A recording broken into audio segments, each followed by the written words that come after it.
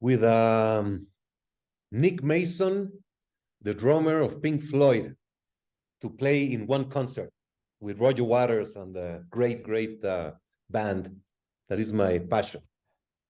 Probably someone like Floyd Mayweather. I think just seeing the type of life he lives. Obviously he's a very successful businessman, had a very successful boxing career, and he's obviously a knowledgeable guy, and he'd be rubbing shoulders with a few knowledgeable people. So yeah, probably just like to see his lifestyle and how he lives. These are good. I would say Beyonce. She's a badass. Wow, that's it. Still a good one.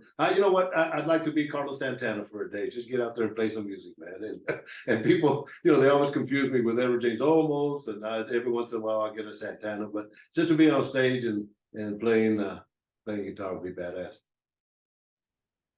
Beer and tequila. I mean, golf, yeah, golf, but no one's good at golf unless you're a professional golfer. Do you know what I mean? So, yeah, I'll go with golf. I'm a dessert person. I love ice cream, brownie and ice cream, brownie and custard, all sorts. Sweets. I love desserts, bro. When I came back from France, working with Fabrice Diozo, right? He was the cruiserweight champ out of France. I came back and told my wife that I love the French because they have their dessert before their main meals. And for the longest time, she believed it. And I told her, I forgot to tell you, I was just bullshitting you, So I love desserts. Yeah. In fact, as we travel, the Mike Basil, the other company, they know that, I'm going to get me some cheesecake, or I'm going to get me something to take up to my room after dinner, So yeah, sweets. To be acknowledged that I'm trying to do my best to follow my father's legacy, doing it with honorability and trying my best to do the best job possible. I think being told how good I am. I think my coach always says to me, "You don't know how special you are, and one day you'll realize." And that kind of hits home because I know that I never say I'm talented because I was never a talented kid growing up. I always have worked hard to get where I am, but I think there are certain times when I spar or I'm doing certain things on the pads and stuff, and I do realize that what my coach is saying is right. I think that I have a kind heart and a nice smile. The best compliment, and I still get them, is that what I did when I left the UFC was a very bold move and took a lot of balls, and people stopped me. It's been almost 9 years, and people still stop me and compliment me for speaking out. And I guess the best compliment I got from everybody regarding that was Luis Doria, that still trains a lot of the top Brazilian fighters. I saw him, I hadn't seen him in about 8 years, and he comes up to me and says, "Stitch," he says, "we, the coaches, the fighters, we thank you for speaking up because we couldn't."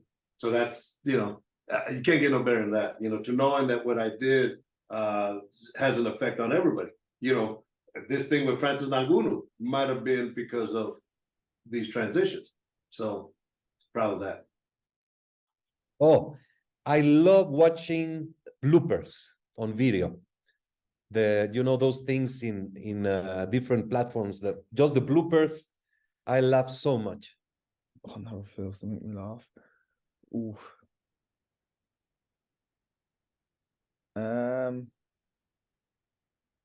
Being in the gym with the lads, see the gym in the Rotunda gym. It was not a day that you couldn't take life seriously. Like you go into that gym and just there's someone cracking a joke or trying to wind someone up, and it's funny. Like it's good vibes. So Rotunda gym. What never fails to make me laugh? I would say it was when people are being silly, really, and it's funny. Whether it fails to that question you just asked. Yeah, I love laughing. I think I love smiling. I love, having positive energy. Just good people, man.